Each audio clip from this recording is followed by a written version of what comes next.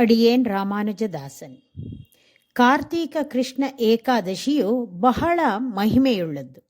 ಈ ಕಾರ್ತೀಕ ಕೃಷ್ಣ ಏಕಾದಶಿಯನ್ನ ರಮಾ ಏಕಾದಶಿ ಅಂತ ಕರೆಯಲಾಗುತ್ತೆ.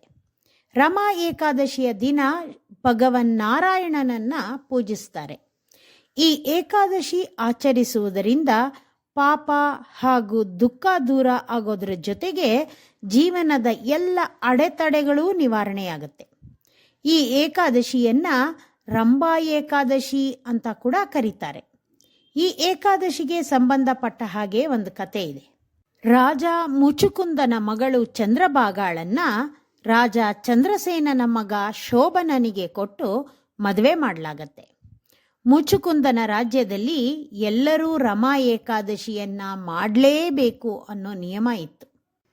ಚಂದ್ರಭಾಗಾಳನ್ನ ಮದುವೆಯಾಗಿದ್ದ ಶೋಭನನು ಒಮ್ಮೆ ಮುಚುಕುಂದನ ರಾಜ್ಯಕ್ಕೆ ಬಂದಾಗ ರಮಾ ಏಕಾದಶಿ ಬಂದ ಕಾರಣ ಅಂದು ಎಲ್ಲರೂ ಉಪವಾಸ ಮಾಡಬೇಕಾಗಿತ್ತು.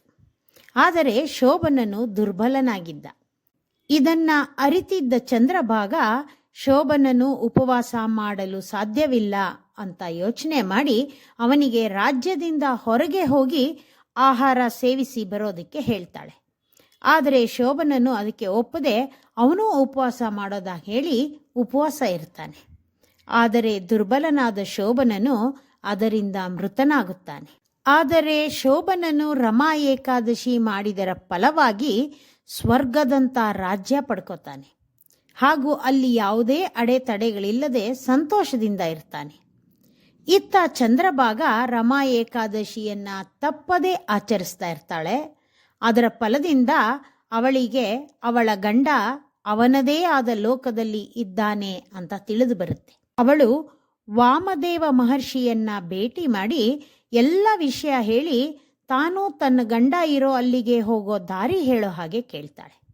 ವಾಮದೇವರು ಅವಳಿಗೆ ಅವಳು ಮಾಡಿದ ರಮಾ ಏಕಾದಶಿ ಆಚರಣೆಯ ಫಲವಾಗಿ ಅಲ್ಲಿಗೆ ಹೋಗೋದಕ್ಕೆ ಸಾಧ್ಯ ಇದೆ ಅಂತ ಹೇಳಿ ತಮ್ಮ ದಿವ್ಯ ಶಕ್ತಿಯಿಂದ ಅವಳನ್ನ ಅಲ್ಲಿಗೆ ಕಳಿಸ್ಕೊಡ್ತಾರೆ.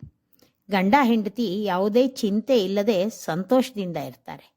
ರಮಾ ಏಕಾದಶಿ ಮಾಡೋದ್ರಿಂದ ಭೂಮಿ ಮೇಲೆ ಮಾತ್ರ ಅಲ್ಲದೆ ಪರಲೋಕದಲ್ಲೂ ಸುಖ ಸಂತೋಷದಿಂದ ಇರಬಹುದು. ಶ್ರೀಮತೆ ರಾಮಾನುಜಾಯ ನಮಃ.